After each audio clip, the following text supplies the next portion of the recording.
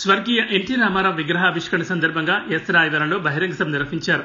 ముందుగా మహాకవి గురజాడ అప్పారావు విగ్రహానికి మంత్రులు వంగల్పూడి అనిత, కొల్లు రవీంద్రుడు పూలమాలలు వేసి నివాళులర్పించారు. మంత్రులు వంగల్పూడి అనిత, కొల్లు రవీంద్ర సమక్షంలో ఎస్ రాయవరం జెడ్పీటీసీ, వైసీపీ నుండి టీడీపీలో చేరారు. ఈ సందర్భంగా హోంమంత్రి అనిత మాట్లాడుతూ, ఒకవైపు అభివృద్ధి, మరోవైపు సంక్షేమ దిశగా రాష్ట్రం ముందుకు పెడుతున్న శుభ సందర్భంలో ఎన్టీఆర్ విగ్రహం ఏర్పాటు చేసుకోవడం ఆనందంగా ఉందన్నారు. గత ప్రభుత్వంలో గ్రామాలు ఎలాంటి అభివృద్ధి జరగలేదన్నారు. పింఛన్లు 2000 నుండి 3000 చేయడానికి జగన్ కు 5 సంవత్సరాలు పడితే చంద్రబాబు మాత్రం ఒకేసారి 1000 రూపాయలు పెంచి 4000 చేశారని గుర్తు చేశారు.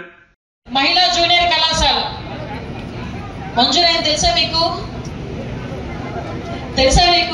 జూనియర్ కాలేజ్ అడిగారు మీరందరూ కూడా. ఆ రోజు junior college, women junior college ఇక్కడ ఏర్పాటు చేయడానికి గౌరవ లోకేష్ గారు కూడా సానుకూలంగా స్పందించి మంజూరు చేసినందుకు ప్రత్యేకంగా ధన్యవాదాలు. అదేవిధంగా వాకపాడు, నర్సీపట్నం, కరివాణిపాలెం, అదేవిధంగా పెనుగొల్లు ధర్మవరం ఎక్స్ప్రెస్ హాల్ట్ కూడా ఇవ్వడం జరిగింది. అదేవిధంగా పి ధర్మవరం నుండి ఎస్రాయవరం వరకు డబుల్ రోడ్డుకి మీరందరూ కూడా ఇప్పుడు ప్రపోజల్ పెడుతున్నాం. ఓకే, అవి నువ్వు చెప్పరే, నువ్వు చెప్తావు. ఈ రోజు ఓన్లీ R&B డిపార్ట్మెంట్ నుంచే దగ్గర 25 కోట్ల రూపాయలు పెట్టి ఈ రోజు మన పాయకరాపేట నియోజకవర్గానికి చాలా రోడ్లు వేయించుకోవడానికి ఈ రోజు ప్రపోజల్స్ ఉన్నాయి. అందులో భాగంగానే మీరు అనుకున్న ఈ రోడ్డు కూడా అతి త్వరితగతిన పూర్తి చేస్తానని మీ అందరికీ కూడా మాటిస్తూ ఈ అవకాశం ఇచ్చిన మీ అందరికీ కూడా ప్రత్యేకంగా ధన్యవాదాలు తెలియజేసుకుంటూ సెలవు తీసుకుంటున్నానండి. జై హింద్, జై హింద్, జై చంద్రబాబు గారు, జై లోకేష్ అన్న, జై హింద్. మతాల మధ్యలో చిచ్చు రగిల్చడానికి మన చుట్టుపక్కల ఉన్న వాళ్ళే మన మీద ట్రయల్ చేసే పరిస్థితి ఈ రోజు కనిపిస్తా ఉంది. ఈ రోజు మీ అందరికీ తెలుసు, మనకి మెడికల్ కాలేజ్ లేకుండానే మెడికల్ కాలేజ్ ఉందని చెప్పి దాన్ని చూపించడానికి జగన్మోహన్ రెడ్డి రావటం, ఇవన్నీ కూడా తెలుసుకోవాల్సిందిగా నేను ఎందుకు ఇవన్నీ చెప్తున్నా అంటే మీరందరూ తెలుసుకోలేక కాదు. ప్రతి ఒక్కరు ఉదయం లేస్తే టీవీలో న్యూస్ చూస్తున్నారు, మొబైల్లో యూట్యూబ్ చూస్తున్నారు, రాజకీయం ఏం జరుగుతుందో ప్రతిదీ మీకు తెలుసు. కానీ ఇది కేవలం గుర్తు చేస్తున్నా. ఈ రోజు గౌరవ ముఖ్యమంత్రి గారు కానీ, గౌరవ ఉప ముఖ్యమంత్రి గారు కానీ, ఇక్కడ మేము కానీ, మేమందరం కూడా ఈ రోజు రాష్ట్ర అభివృద్ధికి కట్టుబడి ఉన్నాం, ఈ ప్రజల సంక్షేమానికి కట్టుబడి ఉన్నాం.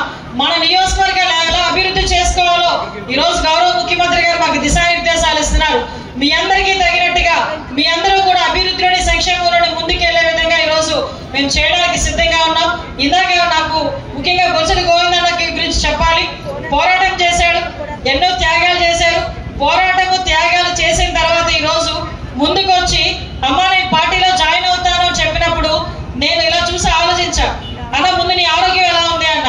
అమ్మ బాగుంది, ప్రజల దయ వల్ల, ప్రజల ఆశీస్సులతో బాగానే ఉన్నాను అని అన్నారు. అన్న ప్రజల ఆరోగ్యం ముందు గుర్తుపరచుకోండి, తర్వాత రాజకీయం గురించి మాట్లాడదామని నేను వినోద్ రాజ్ గారు మాట్లాడిన తర్వాత మేము మాట్లాడేటప్పుడు లేదమ్మా బాగానే ఉన్నాను, నేను మళ్ళా చురుగ్గా నేను రాజకీయాల్లోకి రావాలనుకుంటున్నా. ఎందుకంటే వైఎస్ఆర్సీపీ గవర్నమెంట్ ప్రజల్ని మోసం చేస్తుంది. ఈ మోసం చేసిన వైఎస్ఆర్సీపీ గవర్నమెంట్ మీద నేను కూడా నీతో పాటు పనిచేసి పోరాటం చేస్తా, నన్ను కలుపుకొని వెళ్ళండి. నాకు ఎటువంటి ఆస్తులు లేవు, రాజకీయంగా నన్ను ఒక స్థాయిలో అసరావరం గ్రామ ప్రజలు నిల్చోబెట్టారు. దాన్ని ఆసరా తీసుకుని వాళ్ళందరికీ కూడా సేవ చేస్తాను అని చెప్పి ఆ రోజు నాకు మాట ఇచ్చి ఆ రోజు ముహూర్తం ప్రకారం ఆ రోజు నా చేత కండువ వేయించుకొని ఈ రోజు మీ అందరి దగ్గరికి వచ్చి కంపెనీకి తీసుకొచ్చి పెట్టినాడు. మళ్ళీ అక్కడ బల్కుట్రాకు తీసుకొచ్చి నక్కపల్లి మండలంలో పెట్టిన తర్వాత వీళ్ళే శంకుస్థాపన చేస్తే వాళ్ళే వచ్చి పాలాభిషేకాలు చేశారు. ఈ రోజు ఆ రోజు ₹1 ఇచ్చిన పాపాను పోలే.